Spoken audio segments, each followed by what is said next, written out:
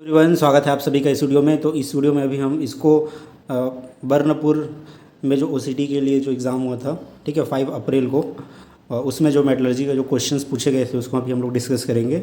ठीक है, तो टोटल इसमें 40 क्वेश्चंस थे, जैसे मुझे बताया गया कि 40 क्वेश्चन थे, लेकिन 25-26 क्वेश्चन ही मुझे मिल पाए हैं। ठीक है, और जिन्होंने भी मुझे क्वेश्चंस बताए उनको बहुत बहुत धन्यवाद इसके लिए। ओके, और आप लोग अगर और याद आते जाएगा जो भी एग्ज़ाम दिए होंगे तो आप कमेंट सेक्शन में लिखते जाइए जो भी है, और 15-16 और क्वेश्चंस जो भी बचते हैं उसको मैं और ट्राई करूँगा कि और एक आध वीडियो में और उसको कवर कर लूँ। ठीक है। और यहाँ पे मैं कुछ क्वेश्चंस के ऑप्शन तो एकदम सेम टू सेम मुझे पता नहीं चल पाया है। ठीक है, क्योंकि जो एग्ज़ाम दिलाते हैं उनको भी पूरा पता नहीं रहता कि सेम ऑप्शंस क्या होंगे। ठीक है, तो कई ऑप्शंस मैंने खुद से भी बनाए हैं, तो इस हिसाब से मैंने क्वेश्चंस को कंप्लीट किया है। ठीक है, तो चलिए देखते हैं। इसमें पूछा गया पहला क्वेश्चन कि composition of AA2024 alloy is. ठीक है, मतलब जो 2024 अलॉय होता है ये एक एल्युमिनियम अलॉय है। इसमें मेन अलॉइंग एलिमेंट कौन कौन सा या मेन एलिमेंट्स कौन कौन सा ये पूछा गया। मतलब यहाँ पे ऑप्शन है aluminium manganese, aluminium zinc, aluminium copper या कॉपर जिंक। ठीक है, तो राइट आंसर यहाँ पे होगा एल्युमिनियम एंड कॉपर। ठीक है, क्योंकि ये जो अलॉय है वो एल्युमिनियम कॉपर का अलॉय होता है ना। जनरली एयरक्राफ्ट वगैरह में यूज़ किया जाता है इसको। इसका फटिग स्ट्रेंथ बहुत हाई होता है, और स्ट्रेंथ टू वेट रेशियो जो है इसका काफ़ी ज़्यादा होता है। मतलब स्ट्रेंथ ज़्यादा होता है, वेट थोड़ा कम होता है ना। एयरक्राफ्ट इंडस्ट्री वगैरह में यूज़ करते हैं। नेक्स्ट क्वेश्चन है which iron ore is carbonate type. तो इसमें से कौन सा आयरन ओर जो है वो कार्बोनेट टाइप का है ना। हेमेटाइट, मैग्नेटाइट, सीडेराइट या इल्मेनाइट। तो राइट आंसर है यहाँ पे सीडेराइट। ठीक है, सीडेराइट एक कार्बोनेट ओर होता है। ठीक है, और बाकी हेमेटाइट, मैग्नेटाइट तो एक ऑक्साइड ओर है। इल्मेनाइट को हम कॉम्प्लेक्स ओर भी बोलते हैं। इल्मेनाइट में टाइटेनियम भी होता है कुछ अमाउंट में। नेक्स्ट क्वेश्चन है Jominy and quench test determine which property. तो जॉमनी एंड क्वांच टेस्ट से हम कौन सी प्रॉपर्टी डिटरमाइन करते हैं। हार्डनेस, हार्डनेबिलिटी, यूटीएस या इम्पैक्ट स्ट्रेंथ। तो राइट आंसर है यहाँ पे हार्डनेबिलिटी। ठीक है, जॉमनी से हम लोग हार्डनेबिलिटी डिटरमाइन करते हैं। नेक्स्ट क्वेश्चन है law of mass conservation is based on. तो जो लॉ ऑफ मास कंजर्वेशन है वो किस चीज़ पे बेस्ड है। ठीक है, या लॉ ऑफ एनर्जी कंजर्वेशन भी होता है, वो किस चीज़ पे बेस्ड है। ऑप्शन है न्यूटन्स लॉ पे, थर्मोडायनामिक्स फर्स्ट लॉ पे, सेकंड लॉ पे या सीवर्ट्स लॉ पे। तो राइट आंसर है यहाँ पे थर्मोडायनामिक्स फर्स्ट लॉ। ठीक है, फर्स्ट लॉ बोलता है कि energy neither be created nor be destroyed. ठीक है, it can only transform from one form to another. ठीक है, मतलब एक तरह से ये एनर्जी कंजर्वेशन का ही एक प्रिंसिपल है कि एनर्जी ना तो आप उत्पन्न करते हो ना नष्ट करते हो। जो एनर्जी है वही है, बस आप उसको चेंज करते हो फॉर्म में। ठीक है, तो यही मास कंजर्वेशन या एनर्जी कंजर्वेशन का प्रिंसिपल है या लॉ है। नेक्स्ट क्वेश्चन है which is the percentage of silver in German silver. ठीक है, बहुत कॉमन क्वेश्चन है, काफ़ी बार पूछा जाता है। ये बहुत सिंपल आंसर है। जर्मन सिल्वर में कभी कोई भी सिल्वर नहीं होता है एक्चुअली में। ठीक है, बस ये क्या है, दिखने में एक तरह से सिल्वर जैसा दिखता है, बट इसमें सिल्वर वगैरह नहीं होता है। तो आंसर यहाँ पे 0% होगा। नेक्स्ट क्वेश्चन है आइजो टेस्ट डिटरमाइन विच प्रॉपर्टी। तो आइजो टेस्ट से हम कौन सी प्रॉपर्टी डिटरमाइन करते हैं। तो ऑप्शन है fatigue strength, impact strength, yield strength या हार्डनेस। तो राइट आंसर है इम्पैक्ट स्ट्रेंथ। ठीक है, तो इम्पैक्ट टेस्ट जो होता है ना उसका ही एक टाइप है आइजो टेस्ट। आइजो.4p जो है 2 टाइप का टेस्ट होता है ना। दोनों से हम क्या पता करते हैं, इम्पैक्ट स्ट्रेंथ या टफनेस पता करते हैं। नेक्स्ट क्वेश्चन है कोऑर्डिनेशन नंबर ऑफ HCP। तो HCP का कोऑर्डिनेशन नंबर कितना होता है, 6, 8, 12 या 4। तो राइट आंसर है यहाँ पे 12। ठीक है, अब कोऑर्डिनेशन नंबर क्या होता है। कोऑर्डिनेशन नंबर होता है नंबर ऑफ नेबरिंग एटम। ठीक है, मतलब एक एटम को कितने और एटम घेरे हुए हैं, ठीक है, या उसको टच किए हुए हैं, उसको हम बोलते हैं कोऑर्डिनेशन नंबर। तो HCP में कितना होता है, 12। मतलब हर एक एटम 12 और एटम से घिरा हुआ होता है, उसका कोऑर्डिनेशन नंबर होता है। ठीक है, जैसे FCC का भी कोऑर्डिनेशन नंबर 12 होता है ना। और BCC का जो है कोऑर्डिनेशन नंबर 8 होता है। ठीक है, और सिंपल क्यूबिक का 6 होता है ना। ये जनरली आप इसको याद रख लीजिए। नेक्स्ट है effective number of atom in FCC। FCC में इफेक्टिव नंबर ऑफ एटम कितना होता है, 1, 2, 3 या 4। तो राइट आंसर यहाँ पे 4। ठीक है, number of effective atom FCC में 4 होता है। BCC में होता है 2। ठीक है, BCC में कितना होता है, 2 होता है। सिंपल क्यूबिक में 1 होता है। HCP में होता है आपका 6।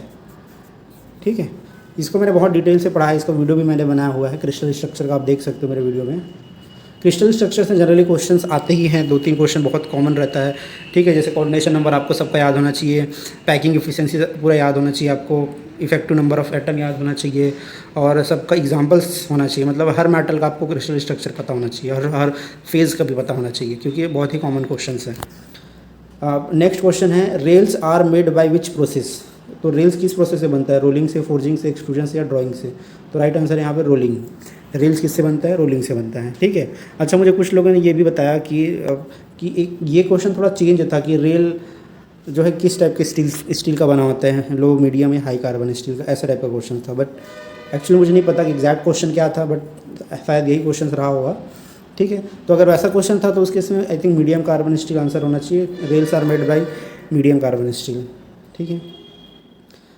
अच्छा, इसमें भी एम्बिग्यूटी है थोड़ी सी कि कुछ कहीं पे आपको हाई कार्बन मिलेगा, rails made by high carbon, कहीं पे मीडियम कार्बन ऐसे मिलेगा, ठीक है। तो आप मीडियम कार्बन आंसर कर सकते हो अगर ऐसा आया तो। अब नेक्स्ट क्वेश्चन है, which tool is used for cleaning the mould. कौन सा टूल जो मोल्ड है उसको क्लीन करने का काम आता है, मोल्ड में जो रेत वगैरह रह जाता है उसको क्लीन करना है तो किस टूल से हम करते हैं, शॉवेल से, स्वैब से, रिडल से या लिफ्टर से। तो राइट आंसर है यहाँ पे स्वैब, ठीक है। स्वैब आता है इस तरीके का रहता है, ऐसे लकड़ी का रहता है, इसमें ऐसे ये लगे होते हैं ब्रश जैसे, जैसे वो शेविंग करने का आता है ना उस टाइप का ही रहता है छोटा सा स्वैब। वो रेत वगैरह को, मोल्ड में अगर रेत वगैरह बच गया उसको साफ़ करने का काम आता है, ठीक है। शॉवेल मतलब एक तरह से ऐसे होता है आपका, ऐसे टाइप का रहता है शॉवेल, ठीक है ना। जैसे घर वर भी बनाते हैं तो सीमेंट वगैरह उठाने के लिए जो होता है ना शॉवेल, वो होता है ना। लिफ्टर होता है मोल्ड को, सॉरी पैटर्न को उठाना है, लिफ्टर वो होता है। रीडल जो होता है वो जो मोल्डिंग सैंड आता है उसको क्लीन करने के लिए जनरली यूज़ करते हैं रीडल का। नेक्स्ट क्वेश्चन है, which is a steel making process. Steel making process कौन सा है, bear process, Bessemer process, Corex या फिर मिड्रेक्स, ठीक है। यहाँ पे है आंसर बेसिमर प्रोसेस, ठीक है। ऑप्शंस हो सकता है इसमें, मुझे ज़्यादा कंफर्म नहीं है, बट आंसर ये था बेसिमर प्रोसेस, ठीक है। ऑप्शन बाकी 3 जो है वो और अलग हो सकते हैं जो मैंने दिया उससे भी। नेक्स्ट क्वेश्चन है, structure obtained after patenting heat treatment of steel. तो पैटेंटिंग हीट ट्रीटमेंट के बाद स्टील में कौन सा स्ट्रक्चर हमको मिलता है, मतलब माइक्रो स्ट्रक्चर कौन सा रहता है, फाइन पारलाइट, कोर्स पारलाइट, फाइन बायनाइट या कोर्स बायनाइट, ठीक है। तो राइट आंसर होगा यहाँ पे फाइन पारलाइट, ठीक है। अब देखो, ये जो पैटेंटिंग हीट ट्रीटमेंट हम ना स्टील वायर के लिए करते हैं, ठीक है। तो स्टील वायर के लिए हम ये ट्रीटमेंट कैसे करते हैं, पहले इसको लगभग 800 से 1000 डिग्री सेल्सियस तक गर्म करते हैं, AC3 टेम्परेचर के ऊपर गर्म करते हैं, ठीक है। 800 से 1000 के आसपास दोनों के बीच में रहता है ये। उस टेम्परेचर में हीट करने के बाद हम इसको कूलिंग करते हैं लेड बाथ में। एक लेड बाथ होता है जहाँ का टेम्परेचर लगभग 500 डिग्री सेल्सियस, 500 से 600 डिग्री सेल्सियस के आसपास होता है, ठीक है। तो हम 800 से 1000 के टेम्परेचर में गर्म करते हैं, फिर इसको किस में कूल कर लेते हैं, लेड बाथ में, जहाँ का टेम्परेचर 500 से 600 डिग्री सेल्सियस के आसपास होता है, और वहाँ पे हम छोड़ देते हैं। तो वहाँ पे क्या होता है, एक तरह से आइसोथर्मल कूलिंग होता है, मतलब उस टेम्परेचर में ले आके हम होल्ड कर रहे हैं। तो होल्ड करते हैं ना, तो वहाँ पे हमको क्या मिलता है, फाइन पारलाइट मिलता है, ठीक है। अगर ट्रिपल टी कर्व में अगर आपको पता होगा तो ट्रिपल टी कर्व कैसे बनता है, ऐसे रहता है। इसमें ऊपर में होता है पारलाइट, नोज कर्व का जो नोज़ होता है उसके ऊपर पारलाइट मिलता है, उसके नीचे आपको मिलता है बायनाइट, है ना। अब ये पारलाइट भी 2 टाइप का होता है, ऊपर होता है आपका कोर्स पारलाइट, नीचे होता है आपका फाइन पारलाइट। तो हम इसको कैसे कूल करते हैं, स्टील को हाई टेम्परेचर से नोज़ के थोड़ा ऊपर रखते हैं और वहाँ पे होल्ड करके रखते हैं, तो हमको यहाँ पे क्या मिलता है, फाइन पारलाइट। तो इससे स्ट्रेंथ जो है वो बढ़ जाता है इसका, स्टील का बहुत ज़्यादा, ठीक है। अब देखते हैं next question, which is an ore of aluminium. तो एल्यूमिनियम का ओर कौन है, चाल्कोपाइराइट है, हेमेटाइट है, बॉक्साइट है या गैलेना है। तो राइट आंसर यहाँ पे बॉक्साइट, ठीक है। बहुत ही कॉमन क्वेश्चन है, आपको हर मेटल का ओर का नाम पता होना चाहिए, ठीक है। बहुत ही कॉमन क्वेश्चन है, हर जितने भी फेरस नॉन फेरस मेटल है सबका आपको याद होना ही चाहिए, ठीक है, विथ फॉर्मूले के साथ आपको याद होना चाहिए। नेक्स्ट क्वेश्चन है, internal crack after generate after welding is detected by. तो जब वेल्डिंग करते हैं उस समय अगर कोई डिफेक्ट है या कोई क्रैक वगैरह है या कोई पोरोसिटी है वेल्डिंग में, है ना, वेल्डिंग एरिया में, तो हम उसको कौन से एनडीटी मेथड से डिटेक्ट कर सकते हैं। ऑप्शन है रेडियोग्राफी, एमपीआई मतलब मैग्नेटिक पार्टिकल इंस्पेक्शन, एलपीआई मतलब लिक्विड पेनिट्रेंट इंस्पेक्शन या अल्ट्रासोनिक टेस्टिंग। तो राइट आंसर यहाँ पे अल्ट्रासोनिक टेस्टिंग, ठीक है। अल्ट्रासोनिक टेस्टिंग जो है सबसे एक्यूरेटली आपको आंसर देता है। जो इंटरनल क्रैक होता है, बहुत छोटे क्रैक है, हेयर लाइन क्रैक है, उसको भी बता देता है आपका अल्ट्रासोनिक टेस्ट, मतलब सबसे अच्छा है एनडीटी में, है ना। उसके बाद आपका रेडियोग्राफी आता है, वो भी थोड़ा अच्छा है, ठीक है। एमपीआई जो है वो केवल सब सरफेस या सरफेस के लिए होता है और केवल फेरस मटेरियल में आप अप्लाई कर सकते हो। एलपीआई लिक्विड पेनिट्रेंट क्या होता है, केवल सरफेस में कोई क्रैक है या, है ना, जो सरफेस में क्रैक है उसी को ही हम पता लगा सकते हैं, ठीक है। तो इन सब का वीडियो ऑलरेडी मैंने बना लिया है, ये और वाला पूरा वीडियो मैंने बना के रखा है, ये एनडीटी का भी वीडियो मैंने बना के रखा है, आप लोग देख सकते हो। नेक्स्ट क्वेश्चन है, colour code for part to be machined for wooden pattern is represented by following colour.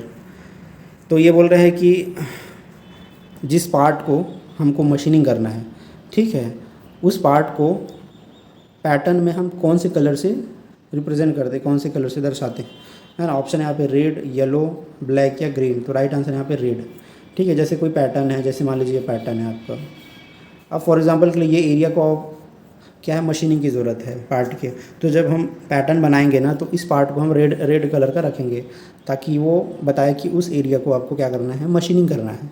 जब प्रोडक्ट आपका मोल्डिंग के बाद फोर्जिंग के बाद बन जाएगा तो उस एरिया को आपको मशीनिंग करना है, तो वो रेड कलर से रिप्रेजेंट आपको करना होगा उसको, ठीक है। नेक्स्ट क्वेश्चन है crystal structure of cementite is. तो क्रिस्टल स्ट्रक्चर का सीमेंटाइट का क्या होता है, ऑप्शन में है BCT, BCC, ऑर्थोरोम्बिक या FCC। तो राइट आंसर है यहाँ पे ऑर्थोरोम्बिक, ठीक है। ऑर्थोरोम्बिक होता है सीमेंटाइट का। मार्टेनसाइट का BCT होता है, BCC आपका फेराइट का होता है, फेराइट गामा अल्फ़ा फेराइट और डेल्टा फेराइट का, और FCC आपका ऑक्सनाइट का होता है, ठीक है। नेक्स्ट क्वेश्चन है पर्पस ऑफ एनेलिंग। तो एनेलिंग का क्या पर्पस होता है, ऑप्शन है increase hardness, increase strength, soften the steel या इंक्रीज वियर रेजिस्टेंस। तो देखो राइट आंसर है यहाँ पे सॉफ्टन द स्टील या सॉफ्टन द मेटल, ठीक है। एनेलिंग का मेन पर्पस होता है मेटल को सॉफ्ट करना, मतलब स्ट्रेंथ कम करना, डक्टिलिटी को बढ़ाना, ये हमारा मेन पर्पस होता है एनेलिंग का, ठीक है। तो एनेलिंग हम कैसे करते हैं, स्लो कूलिंग के थ्रू करते हैं, हीटिंग देन फर्नेस कूलिंग, मतलब स्लो कूलिंग करते हैं, ठीक है। तो स्लो कूलिंग से आपका जो स्ट्रक्चर बनता है वो कोर्स बनता है, कोर्स पारलाइट बनता है, ठीक है, जिसका कि स्ट्रेंथ कम होता है और डक्टिलिटी ज़्यादा होती है, ओके। नेक्स्ट क्वेश्चन है कार्बन कंटेंट इन हाइपोयूटेक्टॉइड स्टील। तो हाइपोयूटेक्टॉइड स्टील में कार्बन कंटेंट कितना होता है, less than 0.77%, more than 0.77%, exactly 0.77% या 1%। तो राइट आंसर है यहाँ पे लेस देन 0.77%, कहीं पे 0.8 भी मिलेगा आपको, ठीक है। तो ये आंसर होगा लेस देन 0.77% हाइपोयूटेक्टाइड, और एग्जैक्टली अगर 0.77 हो तो यूटेक्टॉइड स्टील बोलते हैं, और मोर देन हो तो हाइपर यूटेक्टॉइड बोलते हैं, ठीक है। हाइपर और हाइपो बस आपको समझना है, हाइपर मतलब ज़्यादा, हाइपो मतलब कम, ठीक है। नेक्स्ट क्वेश्चन है which hardness test is free from error. तो कौन सा हार्डनेस टेस्ट बहुत ही एक्यूरेट होता है, ब्रिनल, रॉकवेल, विकर्स या नन ऑफ दिस। तो देखो एक्चुअली मैंने इसमें सर्च वगैरह किया तो कहीं पे आपको रॉकवेल मिलेगा, कहीं पे विकर्स मिलेगा, लेकिन एक्चुअली मुझे जो लगता है आंसर विकर्स होना चाहिए, क्योंकि विकर्स जो है वो सबसे ज़्यादा एक्यूरेट आपको रिजल्ट देता है हार्डनेस का। हालांकि रॉकवेल बहुत ही ईजी प्रोसेस है, रॉकवेल सबसे ईजीएस्ट है, कोई कैलकुलेशन आपको करना नहीं है, डायरेक्ट रिजल्ट देता है, बट एक्यूरेसी के मामले में वीकर सबसे अच्छा होता है, ज़्यादा एक्यूरेट रिजल्ट आपको देता है। और वीकर्स का कोई लिमिट भी नहीं होता है कि इससे ज़्यादा हार्ड मेटल को आप टेस्ट नहीं कर सकते, ऐसा कोई लिमिट नहीं होता वीकर्स में, ठीक है, क्योंकि हम डायमंड पिरामिड इंडेंटर यूज़ करते हैं इसमें, है ना। तो ऐसी सब ये सब टेस्टिंग के बारे में कॉमन क्वेश्चन क्या होता है, हार्डनेस से बहुत क्वेश्चन आता है, और इसमें से आता है ज़्यादातर आपको इंडेंटर के बारे में आपको पढ़ लेना है, ठीक है, थोड़ा थोड़ा, और उसके प्रोसेस के बारे में जान लेना है सब में। जैसे बोला जाए कि माइनर लोड किस में अप्लाई करते हैं, कौन से टेस्ट में, तो रॉकवेल में करते हैं, ठीक है, या रॉकवेल का C स्केल में क्या हम इंडेंटर यूज़ करते हैं, ये सब पूछा जा सकता है। तो ये सब ऊपर से आपका नॉलेज होना चाहिए। और मैंने पूरा वीडियो ऑलरेडी बना रखा है, टेस्टिंग ऑफ मटेरियल का पूरा वीडियो मैंने डिस्ट्रक्टिव नॉन डिस्ट्रक्टिव सब बना रखा है। नेक्स्ट क्वेश्चन है आपका eutectoid temperature in iron carbon diagram. तो यूटेक्टाइड टेम्परेचर क्या होता है आयरन कार्बन डायग्राम में, ऑप्शन 910, 1147, 723 या 1394। तो राइट आंसर है 1147 यूटेक्टिक टेम्परेचर होता है, ठीक है। यूटेक्टिक रिएक्शन होता है आपका, यहाँ पे कार्बन कंपोजिशन आपका लगभग होता है 4.3% यूटेक्टाइड पर यूटेक्टिक पॉइंट पे। नेक्स्ट क्वेश्चन है cogging process comes under. Cogging process किसके अंडर आता है, रोलिंग, फोर्जिंग, एक्सट्रूजन या ड्राइंग। तो राइट आंसर यहाँ पे फोर्जिंग। कॉगिंग एक ओपन डाई फोर्जिंग ऑपरेशन होता है जिसमें हम मेटल के क्रॉस सेक्शनल एरिया को कम करते हैं, लेंथ को इंक्रीज करते हैं, ठीक है, एक ओपन डाई फोर्जिंग होता है, सिंपल से ये। नेक्स्ट है main property of spring steel. तो स्प्रिंग स्टील का मेन प्रॉपर्टी क्या होता है, टफनेस, रेजिलियंस, स्ट्रेंथ या हार्डनेस। तो राइट आंसर यहाँ पे रेजिलियंस जो मेन प्रॉपर्टी होती है, बाकी सारी प्रॉपर्टी भी होनी चाहिए, अच्छा टफनेस भी अच्छा होना चाहिए, बट रेजिलियंस जो है मेन होता है। रेजिलियंस का मतलब होता है amount of energy absorb up to yield point, ठीक है, यील्ड पॉइंट तक कितना एनर्जी वो एब्जॉर्ब करता है, उसको हम उसका रेजिलियंस बोलते हैं, ठीक है। नेक्स्ट क्वेश्चन है प्रोडक्ट ऑफ ब्लास्ट फर्नेस का प्रोडक्ट क्या है? बड़ा ही सिंपल है, इसका आंसर आप लोग बताना क्या है, तो बताने की ज़रूरत भी नहीं है। नेक्स्ट क्वेश्चन है क्रायोजेनिक हीट ट्रीटमेंट प्रोसेस। अब देखो ये क्वेश्चन आया है बट मुझे ऑप्शंस अच्छे से मिल नहीं पाया कि ऑप्शन क्या था, बट मैंने अपने से थोड़ा बहुत ऑप्शन बनाया है। क्रायोजेनिक हीट ट्रीटमेंट के बारे में पूछता है कि heating up to upper critical temperature and slow cooling to sub zero, मतलब बोल रहे कि हम उसको पहले हीट करते हैं हाई टेम्परेचर तक, फिर उसको धीरे धीरे सब जीरो टेम्परेचर मतलब -0 तक, है ना, ज़ीरो के नीचे तक हम उसको कूल करते हैं। नेक्स्ट है cooling up to 0 degree Celsius, या heating up to 500 degree Celsius and cool to 0, या cooling slowly to sub zero -310 Fahrenheit. तो राइट आंसर एक्चुअली में ये डी होगा। हम क्या करते हैं ना, क्रायोजेनिक हीट ट्रीटमेंट में जो भी हमारा अलॉय होता है, मेटल होता है, उसको हम धीरे धीरे कूल करते हैं -310 फ़ारेनहाइट तक, ठीक है। तो इससे बहुत सारे प्रॉपर्टी डेवलप होता है, जैसे कोई भी अगर रेसिडुअल स्ट्रेस वगैरह होता है उसमें तो वो रिमूव हो जाता है, कोई भी रेसिडुअल स्ट्रेस बचता नहीं है, ठीक है। और क्या होता है कि कंप्लीट मार्टेनसाइट हमको मिलता है। कई बार हम क्या करते हैं, जब हम कॉन्चिंग करते हैं ना, तो कुछ अमाउंट में रिटेंट ऑस्टेनाइट आ जाता है स्टील में, मतलब ऑस्टेनाइट जो है वो कन्वर्ट नहीं हो पाता मार्टेनसाइट में, तो मार्टेनसाइट ही ऑस्टेनाइट जो है रूम टेम्परेचर में आ जाता है, उसको रिटेन ऑस्टेनाइट बोलते हैं, जो कन्वर्ट नहीं हो पाया है ना। तो रिटेन ऑस्टेनाइट क्या करते हैं, क्वालिटी ख़राब करता है, क्रैक डेवलप करता है, आपका मटेरियल जल्दी फ्रैक्चर हो जाएगा, है ना, या हार्डनेस कम हो जाएगा। तो उस कंडीशन में आपको क्या चाहिए, 100% मार्टेनसाइट होना चाहिए। तो ये करने से क्रायोजेनिक हीट ट्रीटमेंट से आपको 100% मार्टेनसाइट मिलता है, ठीक है। और भी सारी प्रॉपर्टी इंप्रूव हो जाती है, तो इसलिए हम क्रायोजेनिक हीट ट्रीटमेंट करते हैं। जनरली डिफेंस वगैरह में यूज़ होता है, एरोस्पेस इंडस्ट्री में जो यूज़ होता है ना बहुत सारे पार्ट्स, उसका हम क्रायोजेनिक हीट ट्रीटमेंट करते हैं, ठीक है। तो ये था पूरा क्वेश्चंस, 24 क्वेश्चन था, एक्चुअली में 40 क्वेश्चंस थे, पूछा गया था, ऐसा मुझे पता चला है। तो अगर आपको और पता होगा क्वेश्चंस तो आप ज़रूर बताना। और यहाँ पे देखो कुछ और क्वेश्चन है जो मुझे एक्चुअली में ऑप्शन अच्छे से नहीं मिल पाया। एक सी वैल्यू, सी कार्बन इक्विवेलेंट फार्मूला से रिलेटेड क्वेश्चन था, नाइट्राइडिंग हीट ट्रीटमेंट से था, और एक बॉसिंजर इफेक्ट्स था, ठीक है। तो इस क्वेश्चन का मैं नहीं बना पाया क्योंकि ऑप्शंस मुझे मिला नहीं कि एक्चुअली पूछा क्या गया था, ये पता ही नहीं चल पाया तो मैंने इसका नहीं बनाया, ठीक है। अगर आपको पता है तो आप कमेंट सेक्शन में ज़रूर बताइएगा, ओके। तो इस वीडियो को यहीं पे ख़त्म करते हैं, okay, bye bye, thank you so much and God bless you all.